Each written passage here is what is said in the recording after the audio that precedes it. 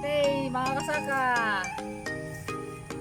Ngayon ipapakita natin yung resulta ng naunang video natin noon na yung lemon ay tinanggalan natin siya ng dahon. Kunti lang yung iniwan natin, tapos ginawa natin yung practice na bending. So ito na yung part 2, mga kasaka, no? Mas dumami nga ang bunga niya, mga yan, no?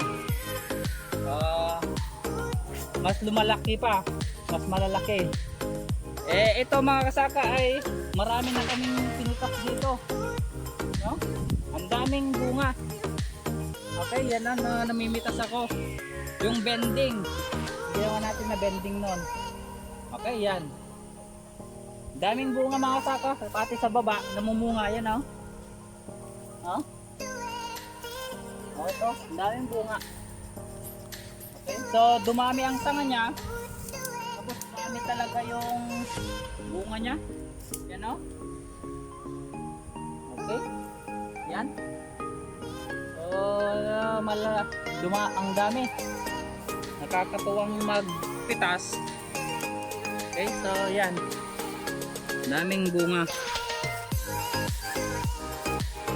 Okay, ang dami yan mga kasaka. Okay, so, siguro ang nakuha namin dito mga 3 kilo, no? Yan, ang dami dito sa baba mga kasaka.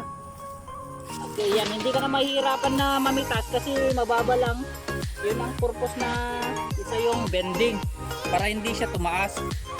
Tapos tanggalin natin yung mga talbos niya.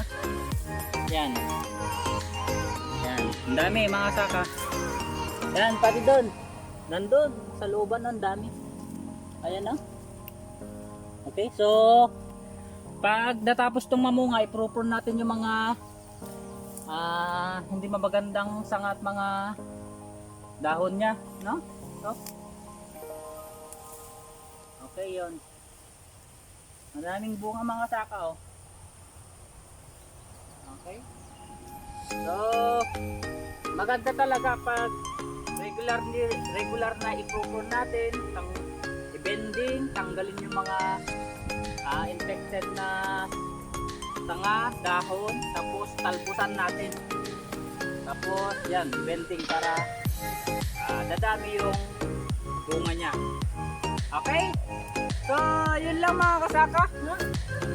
Salamat sa walang sawang suporta dyan. Okay?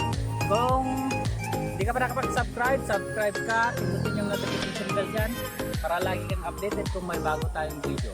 Okay? Salamat mga kasaka. No farmers, no food.